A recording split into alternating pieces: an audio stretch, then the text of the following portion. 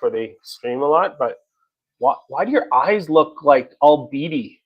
Well, it looks funny. Okay. It's because of the light. Okay. That's fine. How it reflects in sometimes because it Yeah. No, reflects. it's funny. You look like the beady robot that they use in the background on this. So oh, it's saying, yeah, let's just remove that. I wonder what it was doing.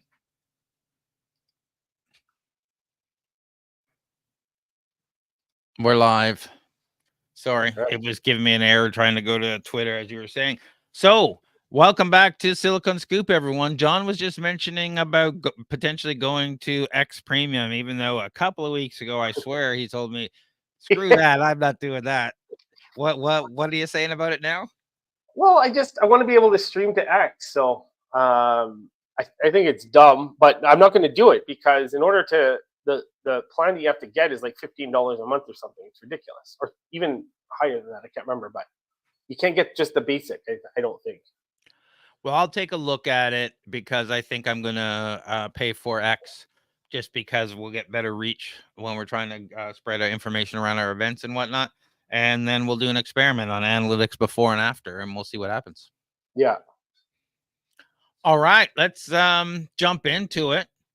Uh, just in case we didn't really get back before, I know I said welcome to Silicon Scoop, but with me as always, my co-host John Irwin. How you doing today, John? Doing good. Excited for tonight.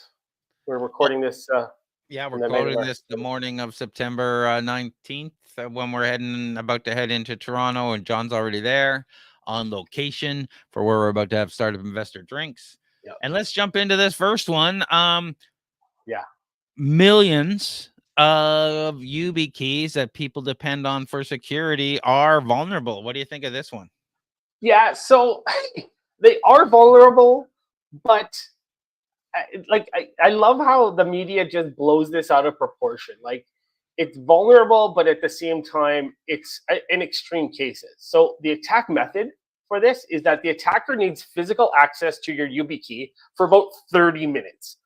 They have to disassemble the device, access the circuit board, and using specialized equipment, they can extract the private keys stored on the biometric chip, on the MCU.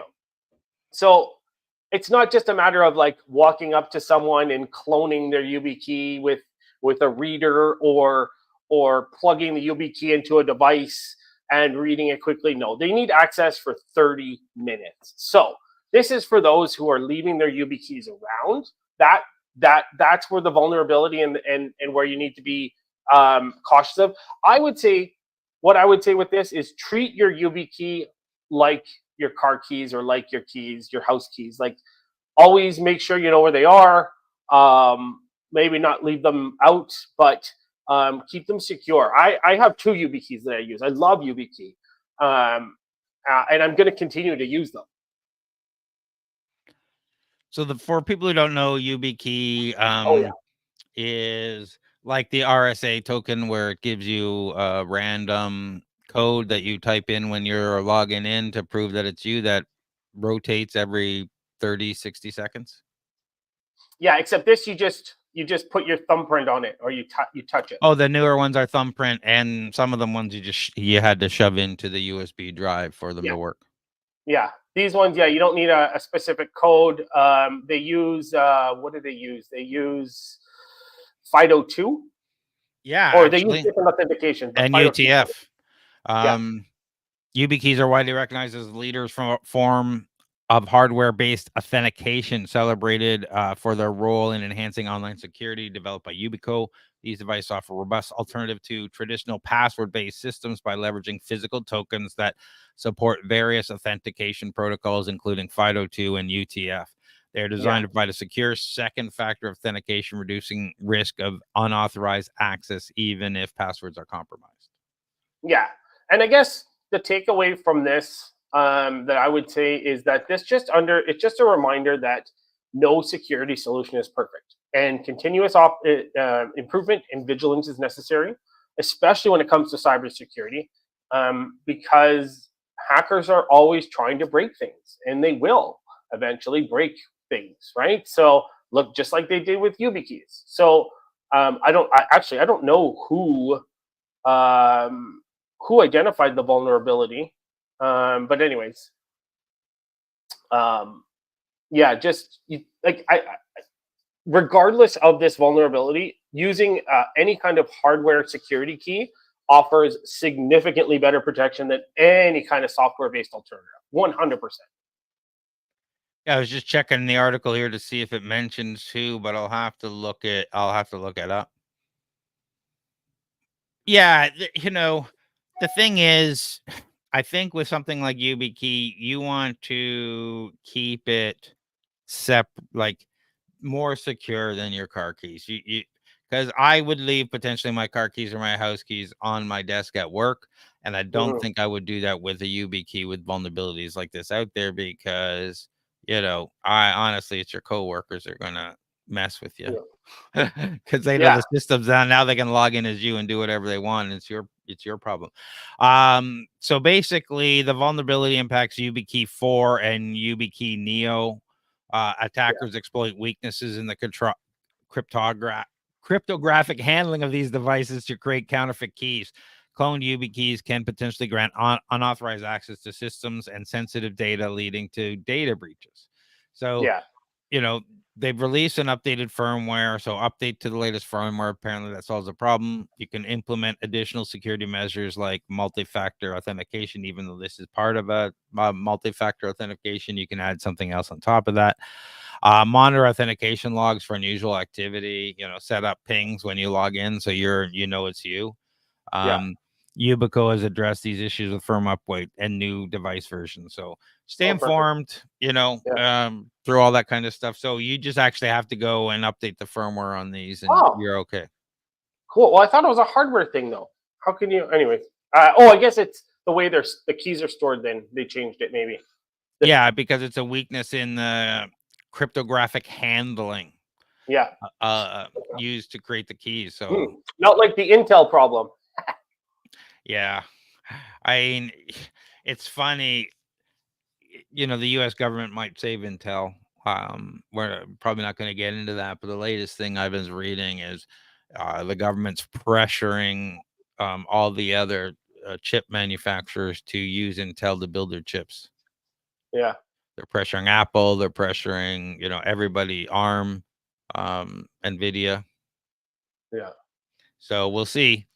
Because they want everything built here, and it'll potentially breathe new life into NVIDIA, which is now, Intel, which is now, by the way, separating. They've decided to separate their fabs, the chip manufacturers, from the people who design the Intel chips, which has been away for a while. I guess that way they can print anybody's chips in their fabs. Okay. Interesting. So. Anyway, that's a little sidetrack. So if you upgrade your firmware, your YubiKey is okay. Keep it, close to you. Yeah, it is. They are blown out of proportion when they say things like, this is hugely vulnerable. They need it for 30 minutes. Very few people are Yeah. going to do this. So, but that doesn't. The fact that you have one means people are trying to keep whatever data safe, and you should keep it safe. For sure. All right, what's next? All right, I thought we briefly talked about this, but I think you just mentioned it in passing when we talked about solar power at night. So this startup plans to sell beamed sunlight using space mirrors. Yeah, this is really cool. So this is a New Zealand-based startup. They're developing a technology to beam sunlight to Earth at night. So the system, the way it works is it uses a network of satellites in geostationary orbit that reflects sunlight to Earth during nighttime hours. So there's a bunch of satellites up there, and they with large mirrors, which captures and redirects the sunlight. And then the ground receivers, they're special photovoltaic panels that are designed to convert the beam light into electricity. So, like, the use case for this is for solar power generation 24/7.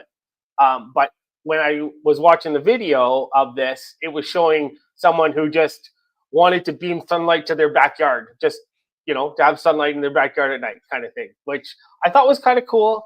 Obviously, a little extreme, but based on what I was reading, the system, it aims to deliver about 60% of the energy collected to the ground receivers. So a lot less than what you get from direct sunlight, but still an interesting concept. Yeah, it. Can you imagine living in wherever, and you're got a normal sized backyard, whatever that is. I have a postage stamp backyard, and your neighbor has light beam to their backyard in the middle of the night. What are the odds it's going to be accurate enough not to shine through your effing window and keep you awake all night because it's sun shining? Like we just want to sit back and say, okay, the concept of solar power all night long is great. If I had solar power roofs, the question becomes, what's the cost of this? At a consumer level, and is it really worth it versus saying, hey, let's focus on beaming this stuff down to massive solar panel farms where we're going to continue to generate electricity all night and keep things going? Or are they going to do both? I don't know.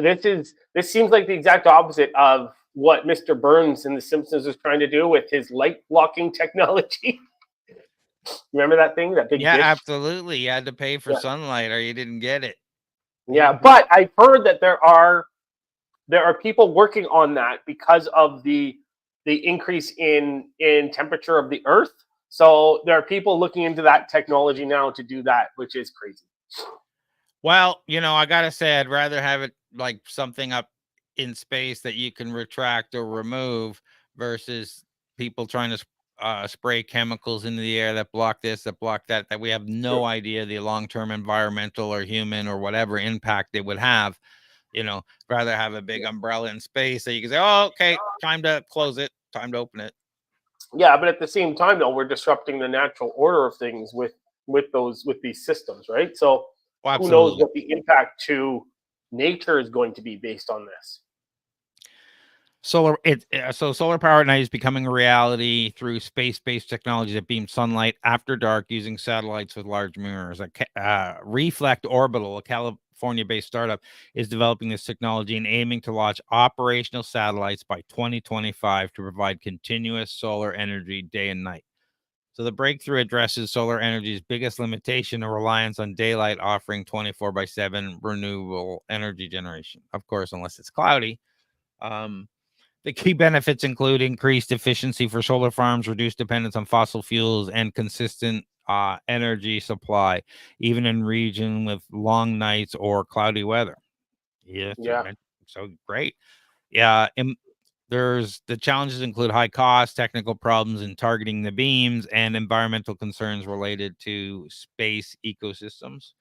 Yeah, go ahead. Also, regulatory issues, right? So they're gonna have to it's complex, the international regulations regarding space-based operations and energy transmission. So that's going to be another huge hurdle for them. Yeah, we were talking about power being beamed from space. This is an interesting way of doing it. The future of beam solar panels promising, with a potential widespread adoption, particularly in areas like northern Canada and Scandinavia that experience prolonged nights. Plus, there's not a lot of people live out there, so you could have huge solar farms of people taking care of it and beaming the power, if that's what you wanted to do. This technology could significantly contribute to global climate goals for providing scalable, sustainable solutions that operate around the clock. So the concept is really cool. Do you think the reflected light is going to be anywhere near powerful enough? Hopefully, if they're just using mirrors, how much light is lost when you're reflecting light in a mirror? I can't remember. Is there any? I can't remember how much is lost, but well, you can look I'll look that up. But and but this is cool because I think there was another startup that was looking to beam power down to Earth. So they would capture sunlight and beam power. This is much safer, first off. So I think this is interesting, but the question is how, like, so they're looking to get 60% efficiency, um, which I'm guessing that's the loss from bouncing it off the mirrors. Maybe, I don't know. Yeah, I'm looking that up now as we speak. But 50% sounds all right, considering you were getting nothing before. Yeah, but then how much are you paying for that 50% too, right?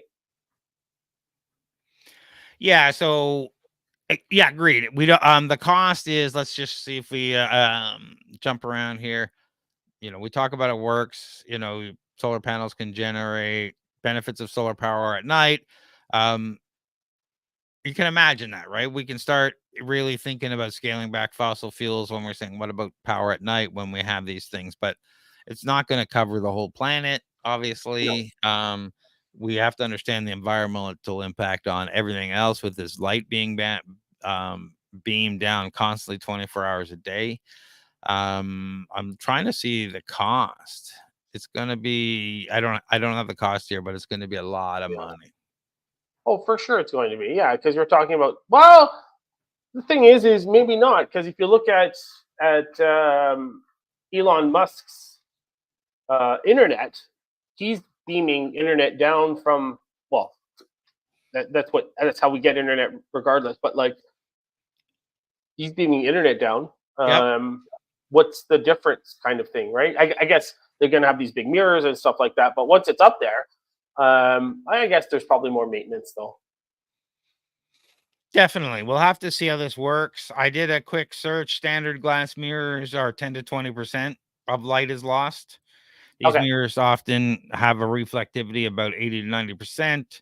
Um, front surface mirrors, high quality first surface mirrors can reflect up to 95 to 98% of light, and silver aluminum coated mirrors, typically about 95, with aluminum coated 85 to 90% of the light. In space applications like beaming sunlight for solar power, the most reflective materials are used to minimize energy loss. Even with top tier mirrors, a small percentage of light, around 2 to 5%, is still lost due to absorption, scattering, and imperfections. So interesting. the estimated light loss in optimal mirrors is around 2 to 10%, depending on. So Hmm. it's great to see that they're aiming to get about 50% usage. So we have a huge solar farm that gets, whatever, 100% usage during a nice sunny day and 50% usage at night. That's an extra 50% that it wasn't getting other times. So the For question sure. is, how many billions of dollars to cover how many solar farms? Exactly. Yeah. How many mirrors? How many satellites are needed up there with the mirrors? Like, yeah. And then we get into, like, I don't know if you've seen the Starlink.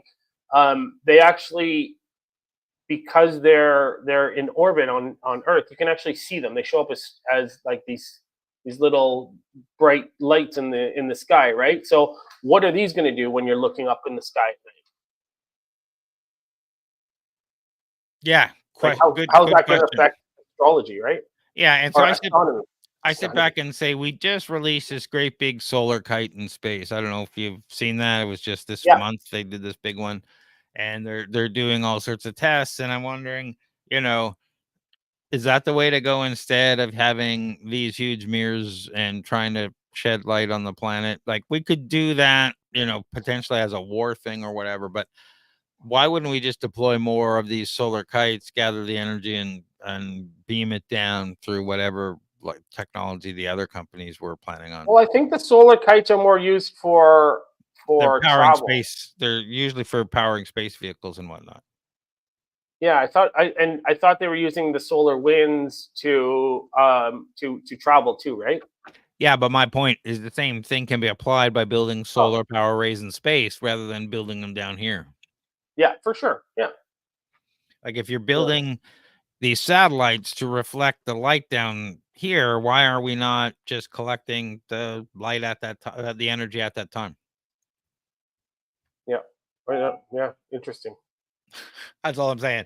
I guess it because if you beam light, it can the energy is already down here rather than using some futuristic technology to beam it to the planet. or get it down here some other way. So this looks interesting. There's supposed to be an operation by 2025. I doubt they'll be beaming stuff to people's backyards, but it's an interesting concept. And the beam solar panel has the potential to be highly environmentally friendly by reducing greenhouse gases emission reliance on fossil fuels. However, its impact on space, it's a space ecosystem. So it's nice that we got more solar energy, but we don't know again what the impact of the light being on a region for all night is going to be, right? As well as everything else. There's so many implications here that we don't know. But do they even have a working prototype? No, they're looking to have a prototype by 2025, I think. Currently, solar power at night is in development stage. Yes, so with companies like Reflect Orbital working on commercialization of the technology by 2025. So it's supposed to be commercialized by 2025. Interesting. Yeah. So they're planning on launching operational satellites by 2025 to provide continuous solar energy night. So we'll be tracking this and see where it takes us. Cool. So did you see this? What LinkedIn did? I didn't. I missed it. I've missed so much news recently. Even some crazy stuff that's been happening, like the pagers exploding and things like that. But yeah, this LinkedIn one is scary. Yeah, so basically LinkedIn has been taking all the data, everything you post, everything you say, everyone you talk to, everyone you respond to, and just taking that data and using it for whatever the heck it wants.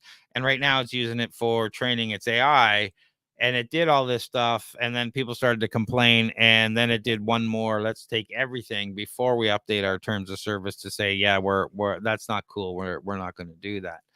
And I don't know if the terms of service actually says we're not going to do that, but ordinarily occurs that will change. The idea is to give users an option. Oh, you can opt out.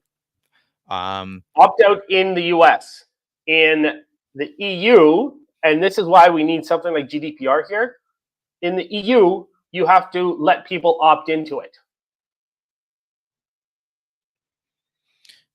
Oh, okay. So I didn't see that here on this article. I'm gonna have. I know. I did some additional research because I was like, because they're saying there was different things that were being done with the EU and the US, and so the opt-out option for AI training is only available to users in the US, not those in the EU, the EEA, or Switzerland, because of the stricter data privacy regulations, where you have to. The EU generally requires more explicit consent for data processing. There you go. I had to jump to my article because we created a more intensive article where I looked deeper in the internet, not just the one. Yes, and users can opt out of the data for AI training through their privacy settings, but this feature is not well publicized.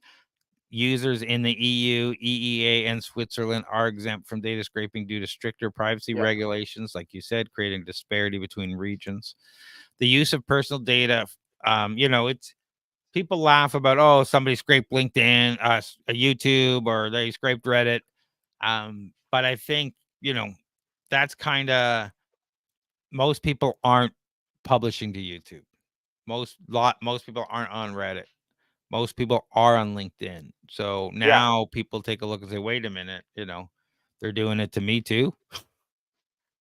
Yeah, this is scary though, because they updated their TOS, their terms of service, after they'd already started data scraping. Yes. That's what's scary about this. I hope that there's some sort of repercussion for that, because that's not okay.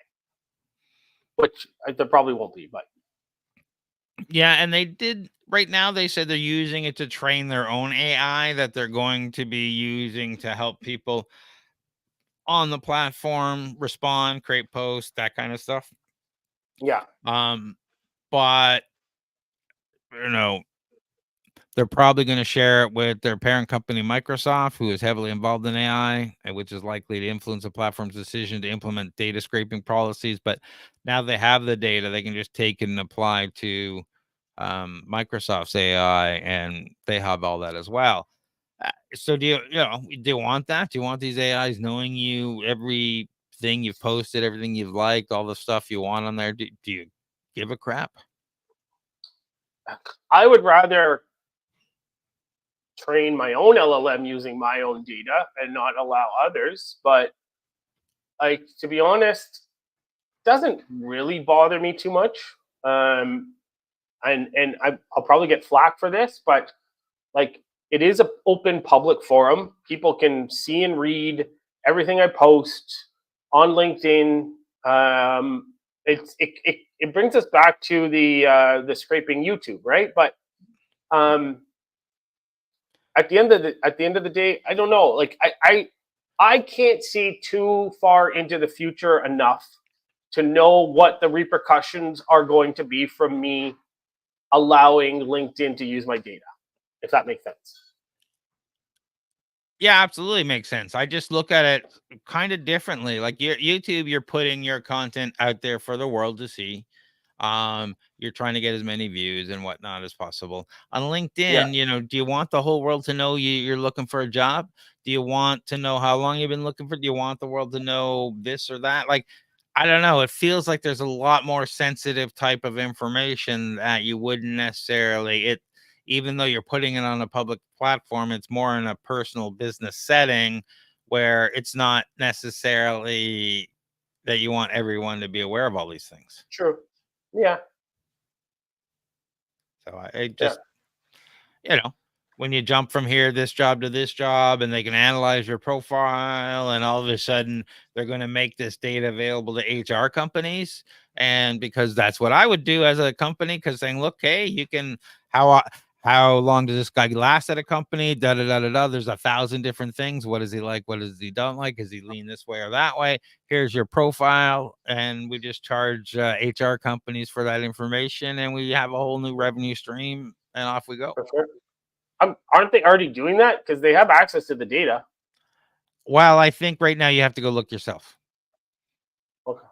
I don't think they're putting everything together saying you can't go and say, okay, John Irwin just applied for a job. Give me your analysis of John Irwin. And like I'm saying, an AI tool will easily be able to say, Oh, he okay. Yeah, switches jobs every 6 months. He does this, he does that, blah, blah, blah. So, and then you'll be able to generate a score based on that and say, oh, well, yeah, this is potentially a good candidate, not a good candidate, based on yeah, all sorts of things you posted.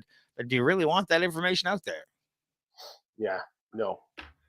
So, I'm the conspiracy theorist person saying they go too far, but we see every day they go too far. They go farther than we possibly imagine. Oh, for sure. It's Adobe owns everything you make on their product.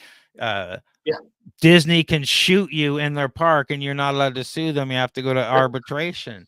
yeah, Photo Bucket is stealing your fingerprints, your retina scans, and not just yours, but everyone you've ever taken a photo of them loaded to their platform. And we're saying, and we think we're crazy when we say, oh, they won't use this data. obviously they're going to. Data is the new is the new currency nowadays. So for those users concerned about privacy, LinkedIn offers an opt-out option, though it's Yeah. buried in the platform settings. To disable the use of your data for AI training, you need to access your LinkedIn profile settings, navigate to data privacy, and switch off the data for generative AI improvement option. It's important to note that opting out might affect your LinkedIn experience as certain features, personalized recommendations, content suggestions rely on data collected. However, for user prioritizing privacy, this trade-off was probably worth it. Yeah. So, we talk about this almost every 3 weeks with the new companies scraping or stealing data because they have to train these huge AI models.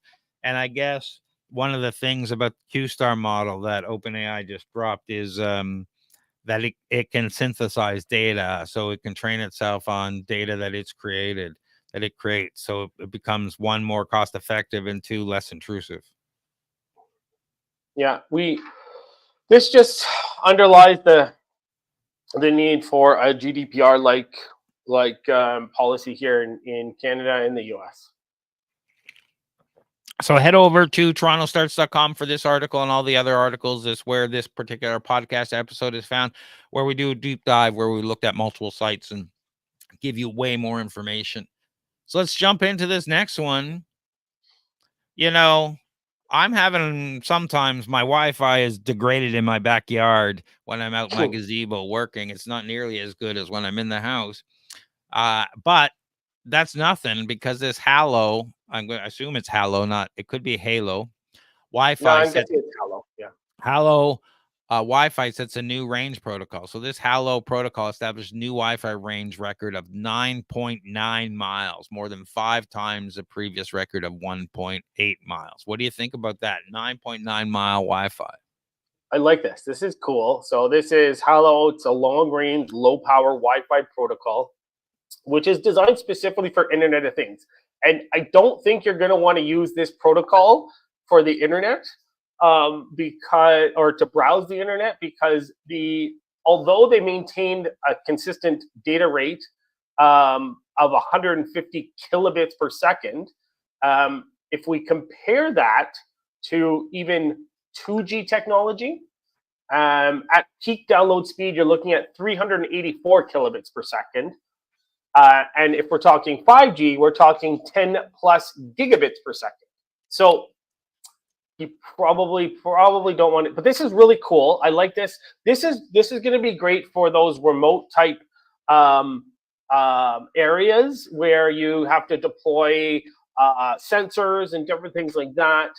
And the reason why this works so well is because I guess a little bit of school in frequency, which you know this, but the lower the frequency, the further it can travel and penetrate things, and the less that it is susceptible to interference and obstacles and things like that. So what they're using is 900 megahertz, which I think that's what our cordless phones used to use. I can't remember when they first came out. So the lower frequency means it can travel further, is less susceptible to things, but it just means slower speeds. It's slower in what it can in the data that it can handle, if that makes sense. Absolutely. But so yeah, go ahead. The cool thing is that one single access point can support over 8,000 devices, and they're probably using like a multiplexer or why can't I think of it right now? A DMUX or a MUX or something like that. Yeah. To enable that, but yeah. So its long-range capabilities eliminate the need for multiple Wi-Fi access points or expensive data plans. But if it's as slow as you mentioned, I'm trying to find where I found the speed. Traditional Wi-Fi has its limitations. Most notably, its range is constrained and by high frequency, which is the shorter beams, as you mentioned, the shorter wavelengths. The lower the megahertz, the longer the wavelengths that can penetrate things better. For industries like mining, oil and gas, where Internet of Things sensors are often deployed in harsh remote environments, Halo Wi-Fi can retain a strong, reliable connection for months or even years without even needing frequent battery replacements. Yeah, that's the cool thing about it, right? It's low power, long range, which is awesome. That's why it's great for remote kind of things. But yeah, it's very reliable and it penetrates phenomenally, which is what you want when you're talking something that you're depending on a constant connection, right? But if I were just to put it into 150 kilobits, it's barely sufficient for low quality audio streaming. So you could stream low quality audio, not video, right? If we're talking gaming, definitely too slow for gaming. If you were to download a 1 gigabyte file at 150 kilobits per second, it would take you 14.8 hours. So just to put that into perspective for you. Yeah, it shows here that so it's definitely slow, but when you're talking about IoT sensors, this data can be used. It can track soil moisture, temperature, even plant health, sending data back to central hubs.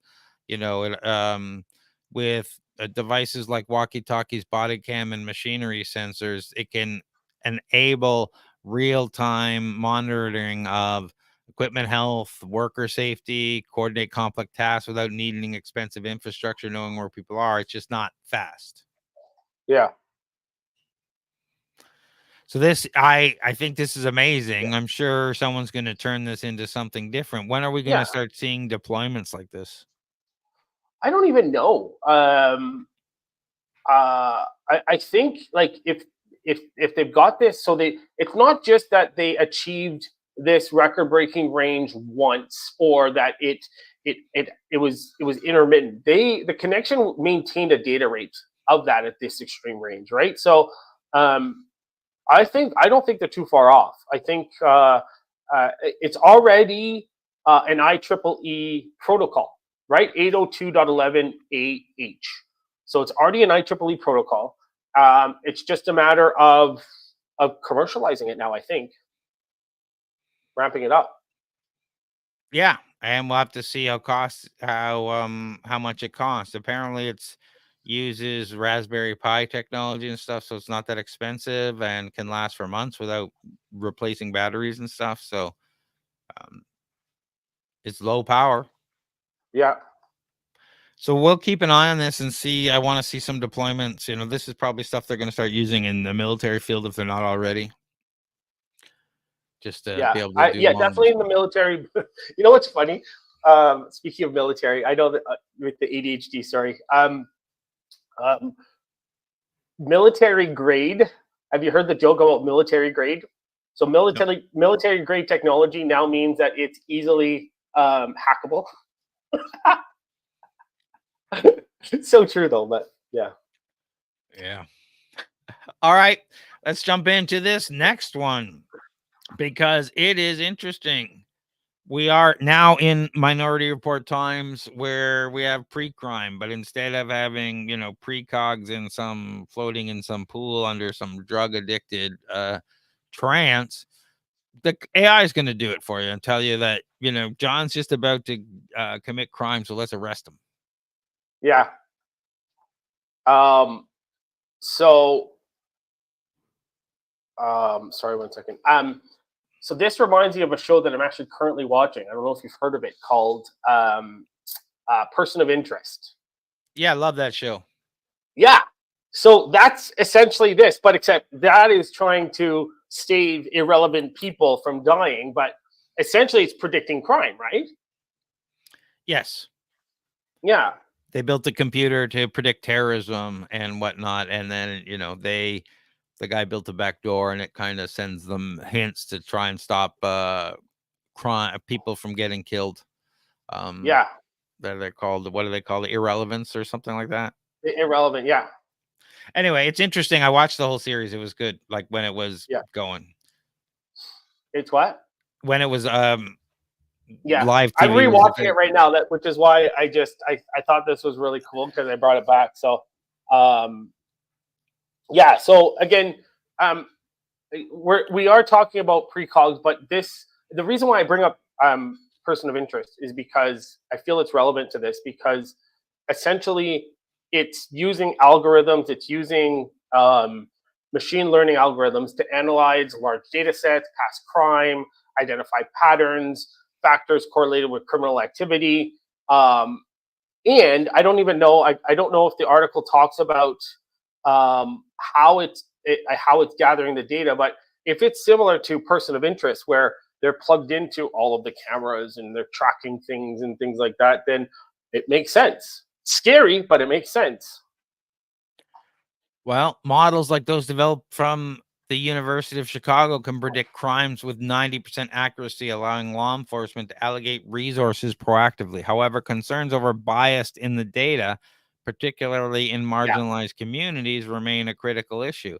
The future of AI in policing looks promising, but must be approached with careful regulation to avoid reinforcing existing inequalities, while maximizing its crime reducing potential. Yeah, I think if this does go somewhere, I think they do. And again, I bring up the show because I think they did it right, where it needs to be a black box that no one can access, but it needs to be unbiased, and that's going to be difficult. That's a huge problem. It's essentially they would have to build it so that it recognizes that it's being biased. How could it possibly be unbiased? That's why you sit back and you say, it is literally predicting on 1,000, 10,000, 100,000 factors, Yeah. every factor it possibly can, whether you are about to predict a crime. That has to do with the location, what's going on, the mood of the music, the way you walk, the way you talk, the way you dress, the way your facial expressions are, how tight your fists are, or your, 1,000 different things, including your color of your skin and how you're approaching other. Like, how can it not? Because if you're mad, your face is going to be flushed, and it's this and it's that. How could it possibly not say, okay, you're wearing a hoodie, so you now have a 10% more likely have a chance of committing a crime? For sure. What this is literally how it's going to work. Yeah. So what are you going to No, take but a whole bunch of stuff I and meant say? more biased on race. Well, Bias as opposed to what you're wearing. That's going to happen because there are certain factors that come into play when crimes happen, right? But that's going to be expected. But the racial part is what worries me. And people, if this does get developed into a system, people accessing it and manipulating it. Yeah, and again, I don't know how you would possibly take racial stuff out of it. Like, I just don't know how you would do it because, I like, know. That's a problem that needs to be solved. If like, again, I don't have statistics in front of you, but if men are more likely to commit crime than women, wouldn't you, would it affects the algorithm? It just affects the algorithm. Yeah. If you are the only one race in a huge community, in a huge situation of like a concert or whatever, and you're only the one individual there, and it looks like you're getting angered, obviously that matters. You're in an isolated situation, you're by yourself, or this and that. It might escalate the situation. That it doesn't really have to do with you individually. It just shows that you're in a situation where potentially there might be a conflict that occurs that would be XXX. So yeah, I don't know how you would do it. I don't know how you do it without crippling it and making it not work. Yeah. But I'm not an AI expert. I'm hoping they can de-bias it. But you feed the crime. When you feed the crime information, do you just take all the ethnicity stuff out of it? Yeah. Do you? I don't know. But then are you not changing the crime statistics from an AI point of view and making it less able to determine what's going on? I think we don't have I think we are too early. And again, we're not talking about AI, right? We're talking about machine learning. So this isn't even like, this isn't even actually true AI, right? I think once we get to that true AI, that's going to be a new problem to solve. As far as the teaching it not to anyways, I don't know. There's so much here that we need to address and uncover and solve in order for this to be a viable solution or viable option going forward. At its core, predictive policing leverages AI algorithms to sift through years of crime reports and social data and environmental factors like weather patterns or public events. The aim is to understand underlying causes of criminal behavior, such as socioeconomic conditions of a neighborhood. These models are trained to using past data, recognize trends, and detect anomalies, providing law enforcement agency with actionable insights. So I sit back and say, all right, we have 2 concerts going on in the city tonight, and AI is going to tell me where I should send more of my police. Oh, no. One is a Christian rock concert and one is a hip hop concert. It's going to say odds are there's more violence at the one. Doesn't mean there isn't. Doesn't mean there's not going to be some other. But it's going to say 2 concerts, split that up, or are you going to let it say, well, one's religious, we're going to figure that out first, versus one depending on the concert. It's where do you send them? Like, that's why I say why point. it just becomes. And the thing is, though, here's the other question too, is if you end up relying on a machine that is fairly that is autonomous kind of thing, right? Yep. does that remove the criticism from it telling the police force to focus more on the hip hop concert than the Christian rock concert? Does that remove it saying that, okay, it's no longer a human that's making this decision, it's a machine, and are people going to accept that decision more than if a human were to make that decision? Transparency and accountability are key in ensuring that the AI systems serve public good without unfairly targeting certain groups. For sure. I think what we have to figure out is we have to train it real world. Like, you're predicting stuff here, it didn't happen.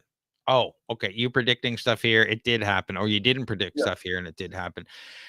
Again, I don't know how you take when you're talking about all the different metrics that are happening.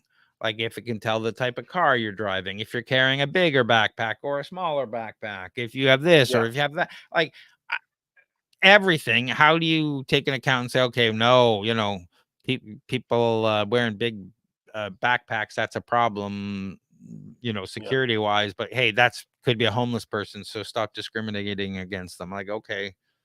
You know what we'll have to do if this comes into place? We'll have to get those hoodies that hide you from the cameras. I'm sure they'll target you right away. Well, it won't be able to see me. So pre-crime is coming. Yeah. Is it going to make our cities safer or not? And is it going to be biased towards a race or the way you dress, the way you act, where you are physically, things that are going on around you? It'll be interesting to see and how quickly it can respond. It says it can predict 90%. That's an interesting number. But what about those 10%? 90% of what though? All crimes or specific crimes or what? Well, it says it can predict crimes with 90% accuracy. What does that mean? Like, again, all crime. You're right. Is it we're focusing on this specific area, and maybe you can predict crime in this specific area because that's where the cameras or whatever are. Or is it just it can predict it when you're feeding it historical video? So I don't know how the tests they've done there. So I'm curious to see where it goes. There's lots of ethical concerns. There's lots of privacy concerns. There's lots of concerns about all of this and what happens when you're pre-marked for something. Exactly. Yeah. All right. So let's jump on to this last one. So if you have, this is a direct result of what happened with Cloudflare and the takedown, like how it took out the Windows operating system. So Microsoft plans to move security software out of the Windows kernel. Remember when I was saying the difference between Microsoft and Mac was Windows put a whole bunch of stuff in the kernel to allow it to be faster and better, quicker, because you don't have to go through the security barrier. Mac hasn't let as many things in. They do networking and security and graphics drivers and whatever. And those are things that can cause the blue screen. So taking it out of the kernel means it should no longer cause any blue screens. And we should not get those things when CrowdStrike and other people do those updates. I like this because, why is Microsoft giving third-party security software access to its kernel in the first place? I didn't even know that this was happening. This just makes sense. Get anything that you can't control out of. Do not allow it to access the kernel. For those of you that don't know, the kernel is like the brains of the operating system. It's the main part of the operating system. If there's anything that happens in there, your OS is screwed. Yeah, so they're definitely limiting kernel access to third-party security software to enhance system stability and prevent crashes like CrowdStrike. CrowdStrike. Kernel access allows deep-level integration with the Windows OS and compose risk if bugs or faulty updates can occur. And that's what we happen to get the blue screen of death and just brick those computers for a while. The CrowdStrike outage led to widespread system crashes, impacting millions of users and business, prompting Microsoft to reevaluate security software's access to the kernel. So Microsoft is introducing this new zero trust security models and technologies like VBS enclaves Good. and Azure attestation to maintain security without relying on kernel access. So hopefully this will be resolving those issues, and third-party security vendors will need to adopt to these changes, but Microsoft's collaborating with them to make sure it's smooth and that happens okay. Yeah.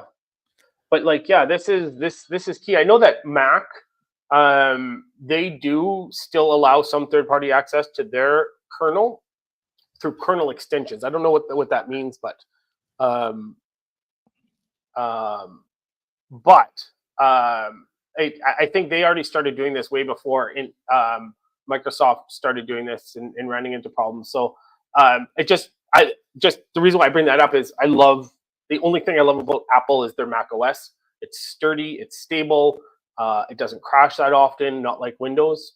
It's fast, it's great. But this and the reason why I was bringing that up is because I was wondering if Mac OS allows that into it, which they kind of do, but not really. So this is just this is like a no-brainer kind of move in my opinion for Microsoft. Well, the difference there is, and I'm not trying to be a Mac or Windows lover or hater, the difference there is Mac controls the hardware, so it's their video driver. It's their audio driver. I was thinking about this today when I was writing this article, saying, troubleshooting so many balloon screens of death, it's the odds are it's your video driver. 75% chance it's your video. But after that, it's either your audio or your network driver. Those are the things that cause your blue screens of death. Or your RAM. Well, yeah, sometimes the RAM. Definitely definitely RAM. Yeah. I do forget that. Yeah. But yeah, you can usually when you're troubleshooting them, those are the things. You're like, okay, is it the video driver? Is it the audio? And because in Microsoft, those are all third-party things. The video driver, the audio driver, the network driver. It's using someone else's network card that with their driver that they wrote and all that stuff, and they have kernel access. Where Mac, they write their own. So so you get less chance of those things are running the same quality control. Even though they are third party, like Broadcom, third party chipset. Yeah, but the laptops are specifically designed, right? So and there's only one. Well, there's multiple designs of the laptop, but it's all in-house, which allows them to control the testing and all that sort of stuff. So yeah, and they've always had the mindset of they control the hardware. Yeah. They went through that rough early on where they made it illegal or whatever for anybody to build other Macs because there was, way back when.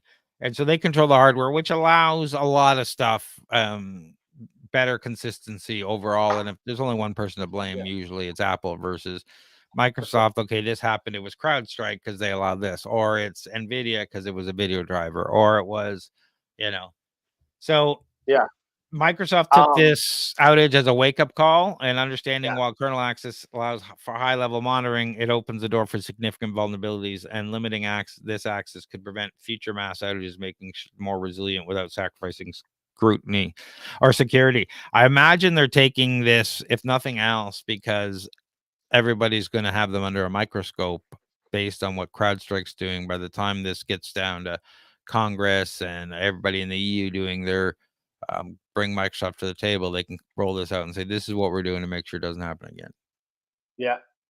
No, and they should have been doing this from the start, but hey, whatever. Shoulda, woulda, coulda. And I was trying to think of what was the name of those machines that people were putting together. Hackintoshes. Yeah, Hackintoshes. There you go. Yeah, Hackintoshes. Yeah. So we'll see how people respond. I think this is great in general. I like as their zero trust models become more norm, we're going to see more and more, and we'll have to see if they remove more things from the kernel or not. Yeah. Like the network driver. So this is a response to what CrowdStrike was doing, and I think we'll have to see how long it takes for them to implement this. Yeah. Do I have that in the FAQ here? Sorry, let me double check. No, I don't have the timing here. Sorry. Oh, what do you mean? Oh, when they're implementing this. They announced it. Yeah. They're going to move to this. They're going to put it in place. I'm like, when? Is this a Windows 12 thing? Is this a 6 months thing? Is this I don't 3 months think they're thing? giving a time frame because I don't think they. Transition period. There'll be a grace period allowing both kernel mode and user mode solutions to coexist. Likely. So I don't know. Likely lasting until 2026. Okay. There you go. Yeah. That's right. that's from Perplexity, by the way, which I absolutely love. I'm in love with Perplexity. Yeah, Perplexity is a great tool. That you're now your new favorite over Claude? Only because Poe.com has been horrible with the usage of it. I don't know. They might need to reset something or need help, but yeah. So, John, you help people with startup funding. I do non-dilutive funding. Sometimes I have to be the bad guy and let them know that there's nothing, but I try my best to help them navigate the complex world of government funding through some meetings and through some. I'm not a real salesperson. I'm more about instilling information and empowering people. So reach out to me if you have any government funding questions. And we've got a lot of other events coming up tonight. It's Startup Investor Drinks, but you'll probably, for those watching live or watching today, for those listening, on October 3rd is our next one. It's our Startup Investor Drinks Elevate After Party. Get your tickets to Elevate. And then we'll offer the show your badge tickets at the door. You need to register ahead of time with your free ticket and just show your badge at the door. It's going to be a great time. Coming up on September 25th. We've got I know I scrolled that really fast. Sales strategy workshop with Trevor Shore, September 26th. Automating lead generation, September 27th. The best offense is a good defense. Yeah. October 3rd is our Elevate After Party. October 7th, navigating Canadian regulatory landscape, and October 14th, preventing founder burnout. Those sound like some great sessions. I'm excited for those, and I think those align with kind of exactly what you do is helping coaching startups, right? Absolutely. That's why if you want us to cover something else, let us know. We're happy to cover it. We just did the Canadian financing landscape, and we've got a great I had a lot of good feedback on that one. On YouTube, it was great, and I'm releasing those as each question answered as episodes on the Startup Talk podcast. And check out our other podcasts. This is Silicon Scoop, but get the Future Tech podcast, get the Who Are These Startups podcast, and the Startup Talk podcast, as they cover different things and support us all. Everything else, go to torontostarts.com, and thank you everyone for watching and listening. Thank you, everyone. Thanks, Craig. Thanks, John. Thanks, Craig.